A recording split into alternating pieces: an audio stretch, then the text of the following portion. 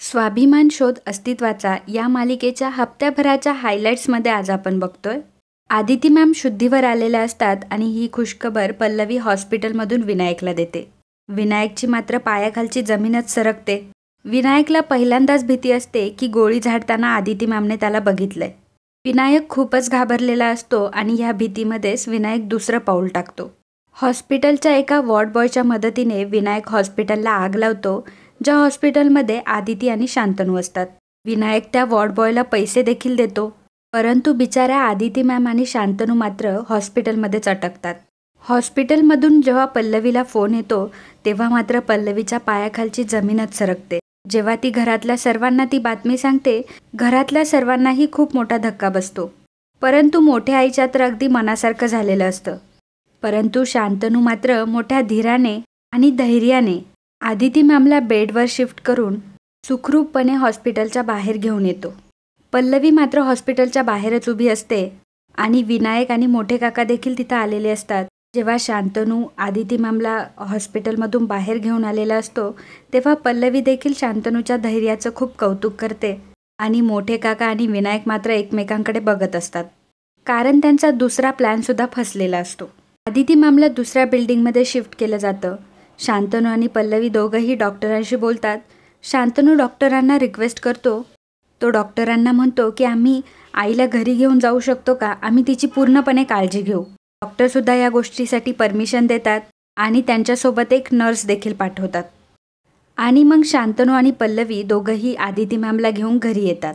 हॉस्पिटलमध्ये आग लागून गेलेली असते. आदिती मॅम आणि शांतनू त्यामध्ये असतात, परंतु प्रभाकर सरांना याची कल्पना दिली जात नाही, कारण ते ऑलरेडी टेन्शनमध्ये असतात. जेव्हा आदितीला घरी आणलं जातं तेव्हा सर्वांच्या चेहऱ्यावर एक आनंद दिसत असतो. सर्वांनाही खूप बरं वाटत असतं. प्रभाकर आदितीच्या जवळ येऊन आदितीचा हात हातात घेऊन खूप ढसाढसा रडत असतात. इकडून विनायक आणि मोठे काका यांच्या मनासारखी एकही गोष्ट झालेली नसते. त्यांचे सगळे प्लॅन फिसकटलेले असतात. शांतनू मात्र आदिती मॅमची खूप काळजी घेत असतो. त्याबरोबर घरातले सर्वजण आदिती मॅमची काळजी घेत असतात. घरातल्या प्रत्येकाने आदिती मॅमची एक एक जबाबदारी वाटून घेतलेली असते. पल्लवी आणि शांतनू बोलत असताना बोलता बोलता त्यांचा विषय निघतो. पल्लवी विचारते की पण त्या दिवशी नक्की झालं काय होतं. तेव्हा शांतनू सांगायला लागतो, मी आईसाठी एक स्पेशल गिफ्ट मागवलं होतं, त्याची डिलिव्हरी होती म्हणून बाहेर गेलो होतो. तेवढ्यात मला मागून आईची हाक ऐकू आली. तिला मला काय झालंय हे विचारण्याच्या आधीच तिने मला ढकललं. मी खाली पडलो आणि तेवढ्यातच तिला गोळी लागली. आता हे ऐकल्यावर पल्लवीला मोठा धक्काच बसतो. तिला समजतं की ही गोळी आदिती मॅमसाठी नव्हती तर शांतनूंसाठी होती आणि शांतनूंना वाचवण्यासाठी आदिती मॅमने ती गोळी स्वतःच्या अंगावर झेलली. शांतनू तिथून निघून गेल्यावर पल्लवी मात्र खूप भडकते. ती म्हणते, ही माणसं कसली, रक्ताची चटक लागलेले लांडगे आहेत हे. माझ्या शांतनूंचा जीव घ्यायला निघाले होते. माझ्या आईला मृत्यूच्या उंबरठ्यावर नेऊन ठेवलं तरीही यांना लाज नाही. त्यांची रक्ताची तहान कधी आणि कशाने संपणार आहे. स्वतःच्या स्वार्थासाठी किती निर्दोष जीव घेणार आहेत ही लोक. पल्लवी भयंकर चिडलेली असते. ती म्हणते, माझ्या आईंच्या आणि शांतनूंच्या जीवावर उठणाऱ्या माणसांनो, येत्या 2 दिवसात तुमची सगळी कारस्थानं उघड करून तुमचं खरं रूप सगळ्यांसमोर आणल्याशिवाय मी आता गप्प बसणार नाही, अशी शपथ पल्लवी घेते. तर शांतनू मात्र देवळात आलेला असतो. देवीला हात जोडून तो म्हणत असतो, मी आज इथे फक्त माझ्या आईसाठी आलोय. म्हणतो की मला माहिती माझ्या हातून चूक झालीये, पण माझी आई आहे तिने मला जन्म दिलाय. की माझ्या ह्या आईचा जीव घ्यावासं कोणाला वाटलं असेल आणि तू सगळं बघत होतीस तरीही तू हे घडून दिलंस. तर त्याच वेळी इकडे मात्र पल्लवीला डॉक्टरांचा फोन आलेला असतो.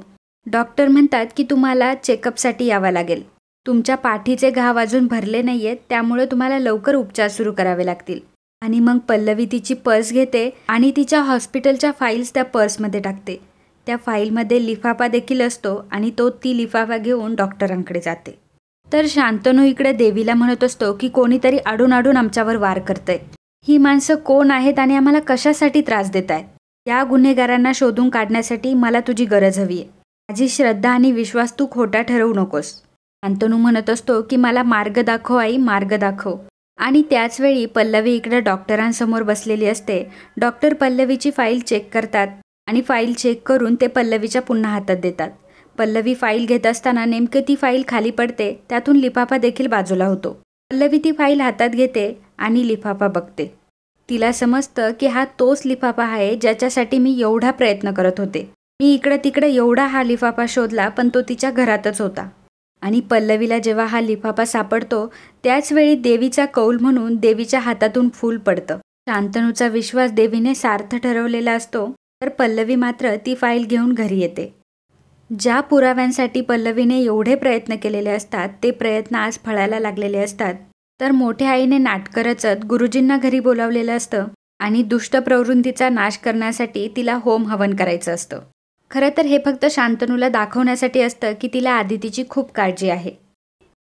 पल्लवीला मात्र मोठ्या आईकडे बघून सारखीच चिडचिड होत असते. पल्लवी ती फाईल घेऊन तिच्या रूममध्ये येते. पापा बाहेर काढून ती म्हणते की हे पुरावे माझ्या हातून 2दा निसटले. आता मात्र मी कुठलीही रिस्क घेऊ शकत नाही. आणि असं म्हणून त्या पुराव्यांचे फोटोज ती तिच्या मोबाईलमध्ये काढत असते. तेवढ्यातच तिथे विनायक आलेला असतो आणि विनायक तिला फोटो काढताना बघतो. विनायक जेव्हा पल्लवीला ते फोटो काढताना बघत असतो त्याच्या मनात विचार येतो की अरे हेच एन्व्हलप आहे जे शोधण्यासाठी आम्ही एवढी धडपड करतोय. त्या एन्व्हलपसाठी आईने पल्लवीवर हल्ला केला. आता तर हे पल्लवीच्या हाती लागले. आता काय करायचं? पल्लवीने तिच्या मोबाईलमध्ये फोटोज काढून घेतलेले असतात. विनायक लगेच मोठ्या आईच्या रूममध्ये जातो. मोठी आई विनायकला म्हणत असते की सगळं आपल्या अपेक्षेच्या पलीकडचं घडतंय. ही एकटीने काय काय करायचं हे पण मीटिंगला जाऊन बसलेत.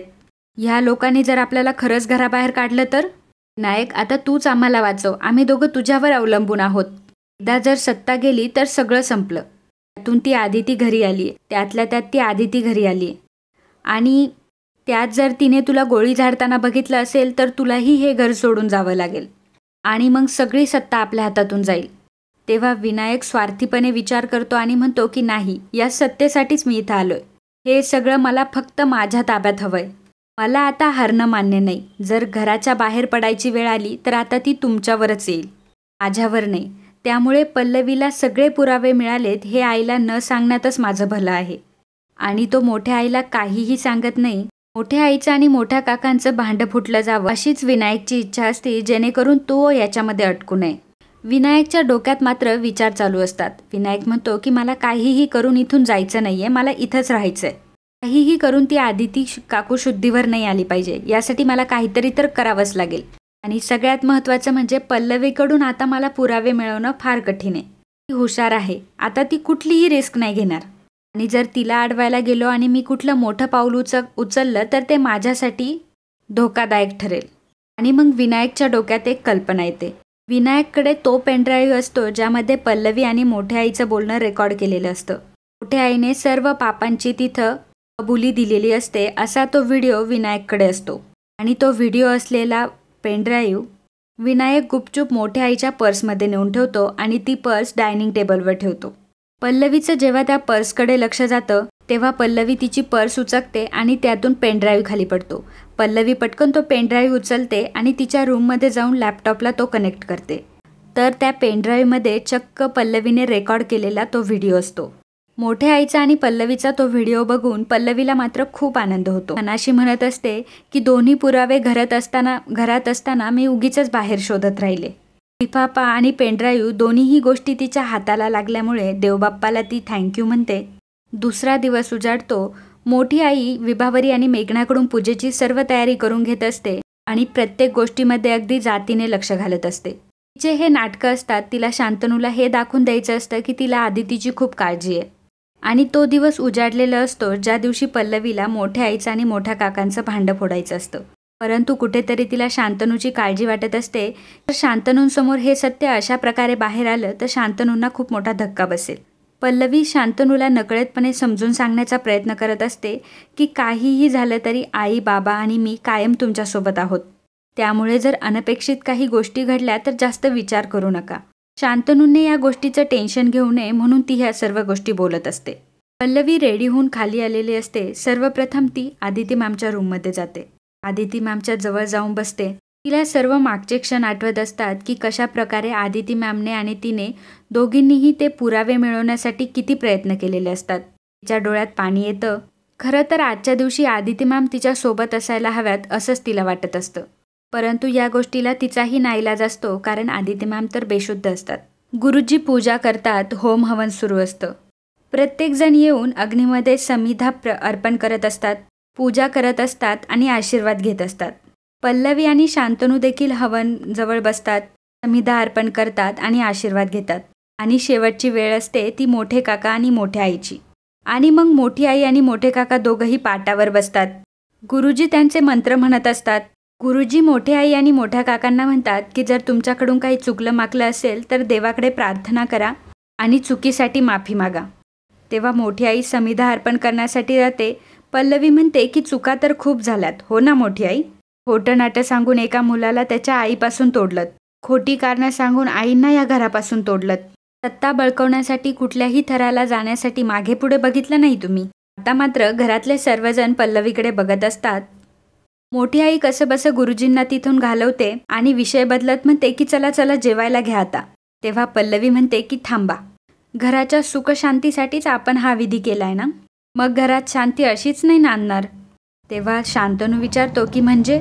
आणि मग पल्लवी मोठ्या आईचा हात पकडते, तिला होम जवळ आणते आणि होममध्ये समिधा टाकून मोठ्या आईच्या एक एक कर्तृत्वाचा आणि मोठ्या आईच्या एका एका पापाचा ती पाढा वाचत असते.